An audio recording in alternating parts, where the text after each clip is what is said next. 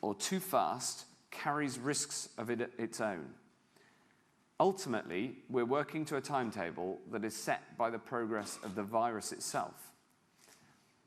With 85 confirmed positive cases in the UK, shutting down all our schools and universities, for example, would not have a clinical benefit at this stage, but it would impose huge social and economic costs. So we will follow the science. Let's take this one here and then that one there.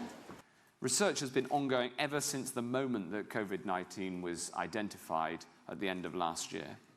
We have some of the finest minds, finest scientific minds in the world working day and night on a vaccine. But we do not think that a vaccine will be available in the coming months. And just as important is research to understand what currently available drugs and treatments might help those who are already sick. We have a range of options to support business, to support supply chains and the wider economy should the situation require it. I know that the Business Department and the Treasury are thinking very hard about how to do this in the budget next week.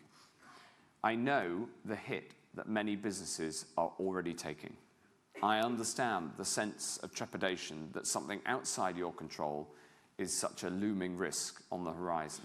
And in the coming weeks, it will be tough, but with calm heads and clear determination, together we can see it through. That now, there is no material clinical benefit, epidemiological benefit to cancelling events, so long as people undertake the public health measures that I'm sure you all have heard of.